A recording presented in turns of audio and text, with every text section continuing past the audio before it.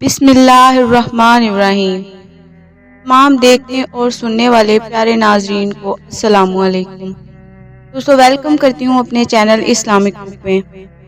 میدان طیہ ایسا میدان جس میں 6 لاکھ بنی اسرائیل 40 برس تک بھٹکتے رہے۔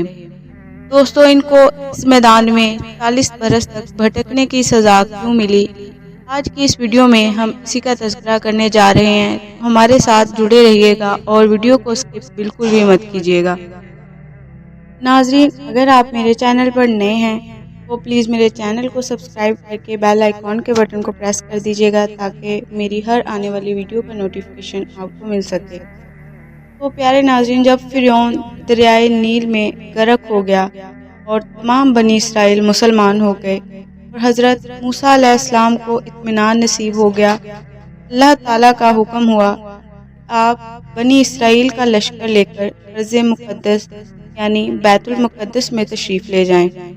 اس وقت بیت المقدس میں قوم عمالقہ کا قبضہ تھا جو کہ بدترین کفار تھے اور بہت ہی طاقتور جنگجو اور نہایت ہی ظالم لوگ تھے۔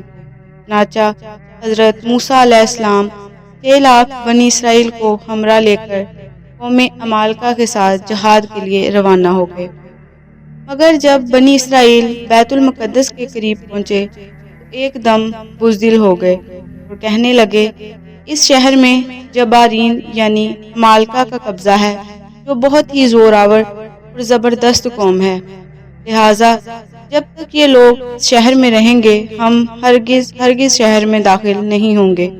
بلکہ بنی اسرائیل نے حضرت موسیٰ علیہ السلام سے یہاں تک کہہ دیا اے موسیٰ آپ اور آپ کا خدا جا کر اس زبردست قوم سے جنگ کریں، ہم تو یہیں بیٹھے رہیں گے۔ بنی اسرائیل کی زبان سے یہ سن کر حضرت موسیٰ علیہ السلام کو بہت رنج و صدمہ ہوا اور آپ نے بارگاہ الہی میں عرض کیا اے میرے پروردگار مجھے اپنے اوپر اور اپنے بھائی پر ہی اختیار ہے، لہٰذا تو ہم کو ان نافرمانوں سے الگ رکھ۔ اس دعا پر اللہ تعالیٰ نے اپنے غضب و جلال کا اظہار فرماتے ہوئے فرمایا کہ وہ مقدس زمین ان لوگوں پر 40 برس تک حرام کر دی ہے، یہ لوگ زمین میں بھٹکتے پھریں گے، لہٰذا آپ ان نافرمانوں کا غم نہ کھائیں۔ اس کا نتیجہ یہ ہوا کہ 6 لاکھ بنی اسرائیل ایک میدان میں 40 برس تک بھٹکتے رہے مگر اس میدان سے باہر نہ نکل سکے۔ اسی میدان کا نام میدان طیہ ہے۔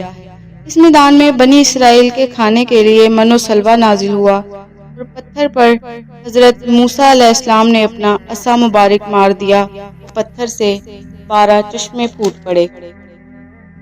دوستو اس واقعے کو قرآن مجید میں بار بار مختلف عنوانوں کے ساتھ بیان فرمایا گیا ہے۔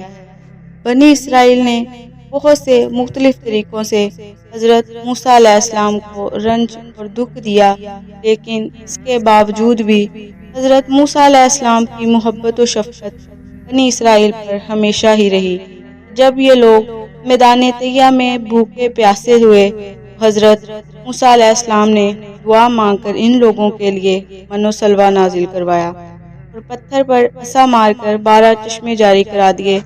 اس سے حضرت موسیٰ علیہ السلام کے صبر اور آپ کے حلم اور تحمل کا اندازہ کیا جا سکتا ہے۔ دوستو جیسے بھی اللہ تعالیٰ کے یہ بندے نافرمانیاں کرتے ہیں لیکن اللہ کے پیارے نبی اور ان کے نیک بندے ان کو برداشت کر کے صبر سے ظاہرہ دکھاتے ہیں، اسی طرح ہمیں بھی چاہیے کہ ہر طرح مشکل اور مسائل میں صبر و تحمل کا ساتھ نہ چھوڑیں۔ دوستو اپنا بہت سارا خیال رکھیے گا، دعاؤں میں یاد رکھیے گا۔ اللہ تعالیٰ سب کو اپنے حفظ و ایمان میں رکھے۔ اللہ حافظ۔